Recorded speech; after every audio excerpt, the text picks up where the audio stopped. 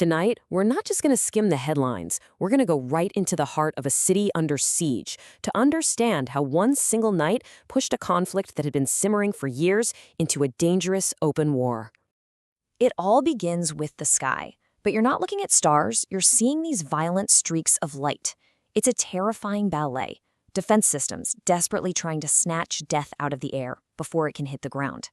This was the view over Tel Aviv as a massive wave of projectiles slammed deep into central Israel.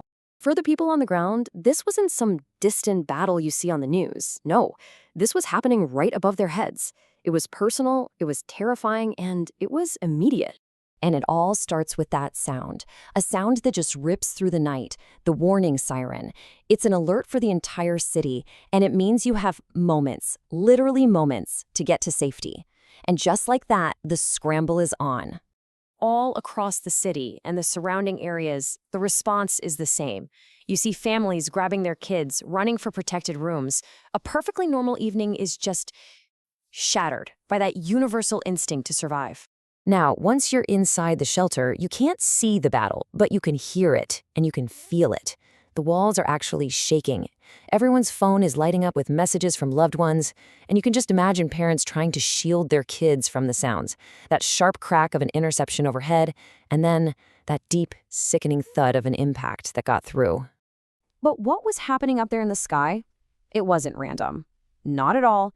It was a cold, calculated military strategy. One that was designed to overwhelm and break through even the most advanced defenses out there. The concept behind it is called a saturation attack.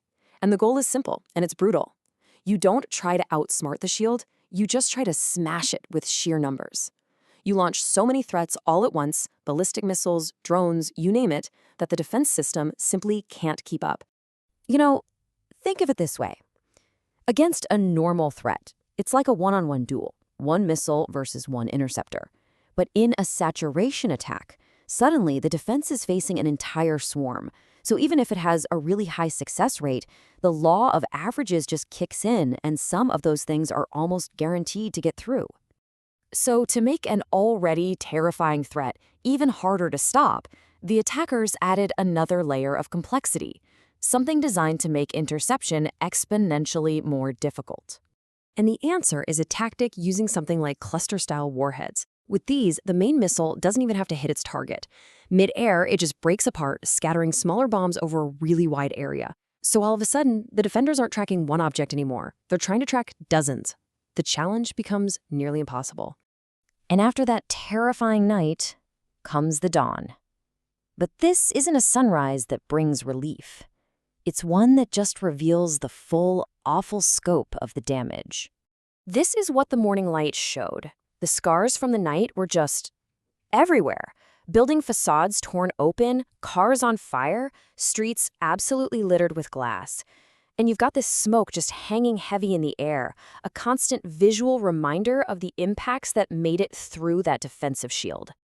But right in the middle of all this chaos, an intense and highly organized response begins. It's this multi-stage protocol, and it's all happening under immense pressure. You've got firefighters, rescue teams, police, all moving from one zone to the next, while specialized units start the incredibly dangerous work of searching for anything that didn't explode. But the story of this attack isn't just about explosions and debris. It's also about the deep, deep impact it has on a city's people, on its economy, and on its spirit. This is the invisible damage we're talking about.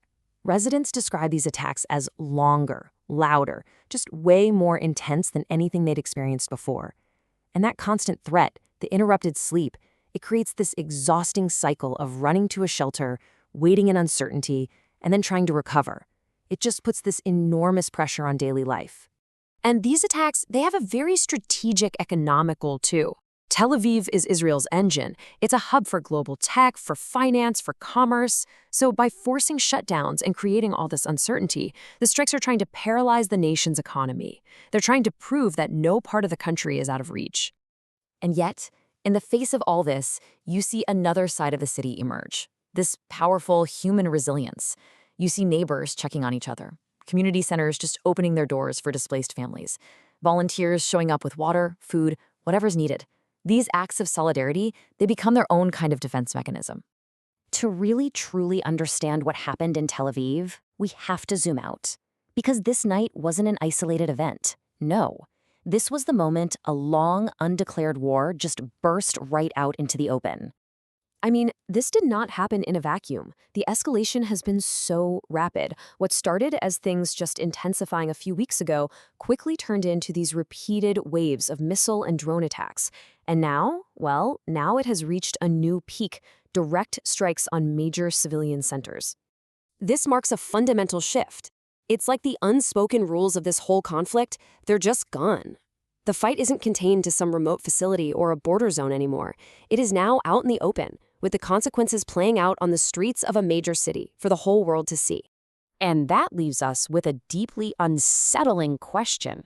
For years, this conflict operated with a certain set of unspoken limits, but that has changed.